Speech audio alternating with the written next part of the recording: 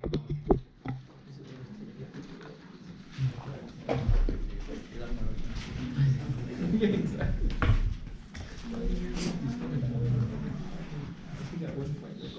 7.5.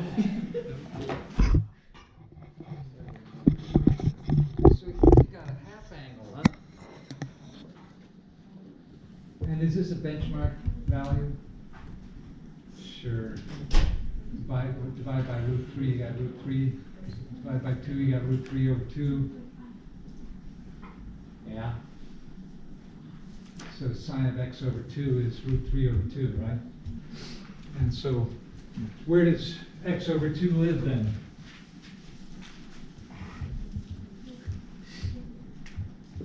Lives at root 3 over 2 on the unit circle, right? So that's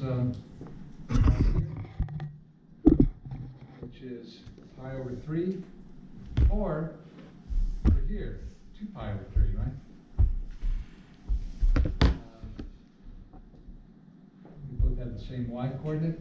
So sine of x over 2 equals root 3 over 2. Says x over 2 is equal to any angle coterminal with pi over 3, or any angle coterminal with 2 pi over 3. And you multiply through by 2, and you get 2 pi over 3 plus 4k pi,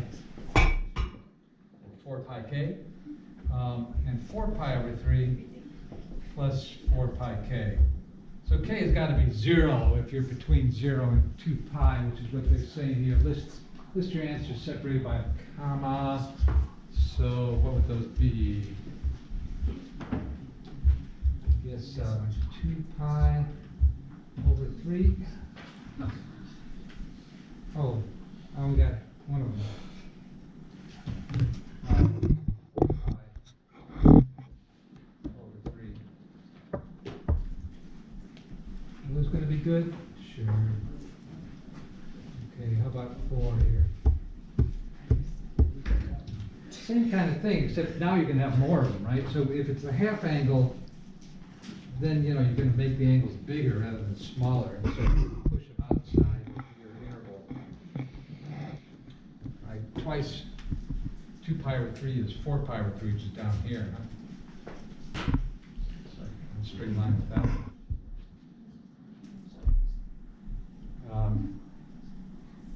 So you have these two places for the x over 2. Oh, sorry, for x, right? X is twice x over 2. So here we got what?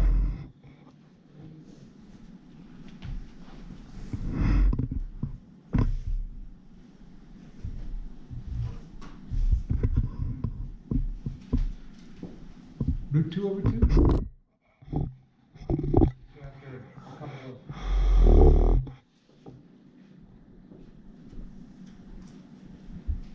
algebraic maneuvers, you see we're at pi over 4 or 3 pi over 4, right? That's the two places where you got square root 2 over 2. And so that means that 3 theta is going to be either pi over 4 or any angle coterminal with that, or 3 pi over 4 or any angle coterminal with that. So that says theta is 1/3 of 3 theta, so that's pi over 12, and what do you get when you divide 2 pi over k by 3? 2 pi k over 3. Oh, that's easy. And then this is 3 pi over 12, or simply pi over 4, huh? Sorry, pi over 4, sure enough, huh? Plus, again, 2 pi k over 3. So what are you going to do?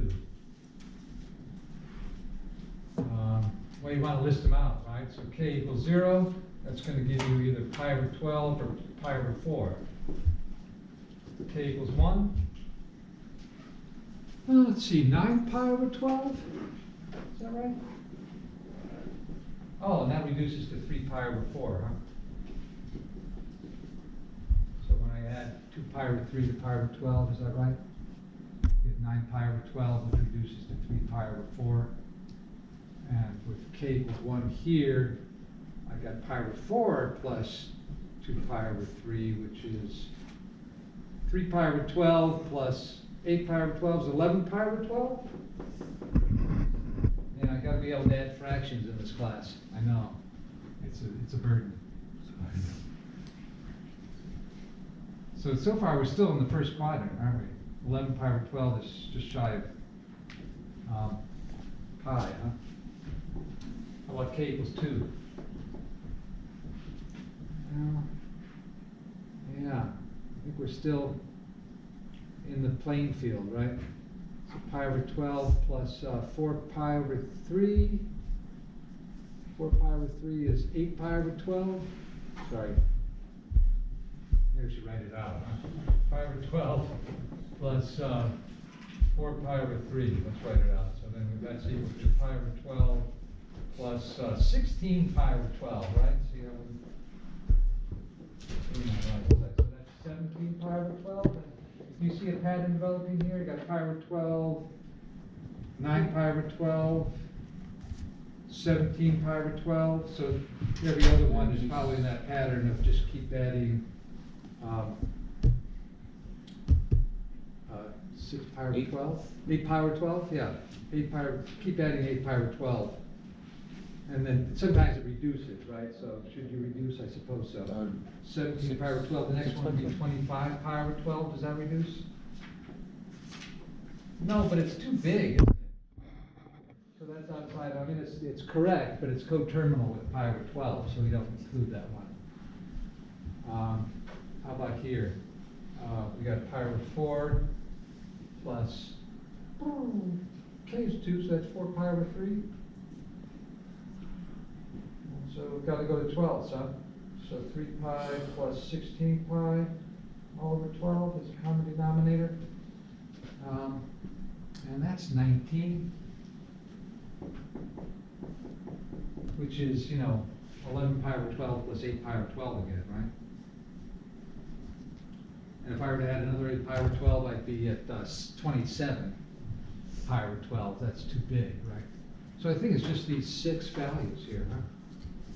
Are the ones they want us to enter in. Let's see. So you have pi, enter it in here. Pi over 12.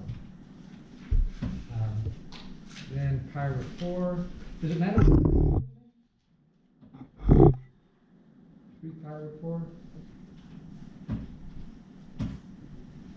How does the computer know? Well, it makes a list and it compares the 2 lists, and there's a computer routine for comparing 2 lists to see if they're the same. So, yeah, it doesn't have that hard of a time. 17 pi over 12 is built for that kind of thing. And then 19 pi over 12. And, it's got the pretty tight form, so you can check and see, did you enter the right thing? Kind of looks like it, huh? Just comparing our list with that list, they look like they're the same. So we'll submit because resistance is futile. And yes, where's Audrey to admire my exactitude? To do her homework. She's doing her homework somewhere.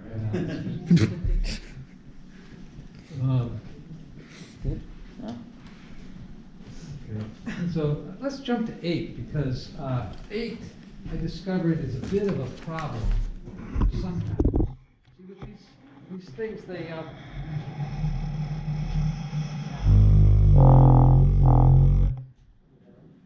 when they set up these problems, sometimes the author just makes too many parameters and they don't realize all the different ways these parameters could turn out. In this case, it turns out correctly. There's only one good answer to all these number 8 problems. So this morning I did one just to check it, and there were a bunch of things like pi over 30, and there was a bunch of they were good answers. But when I submitted them, it said they were all bad. I was like, well, what's the matter? So I went behind the curtain and I looked at what they were doing, yeah, they had too many different ways it could turn out, and if you got it just so, it would turn out that there were good answers, and yet it wouldn't accept them because the only answer provided is does not exist. Right? Why does this one not exist? It's not that it's negative. It is negative, but what do we know about the range of the cosine function? What values can cosine? Yeah. -1 to 1. And so what value would cosine have to have here?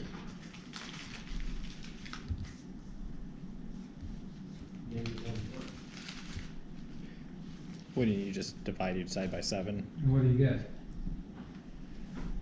Some decimal number. Well, you get -9/7, you get a fraction. I suppose you could convert it to a decimal. I don't know why you'd want to do that. What do you know about -9/7 vis-a-vis -1? It's less than -1, right? So that's not a good value for cosine. So there is no solution to this equation. Right? So, but if you get one where there is a solution, just know that, observe that there should be no solution, and so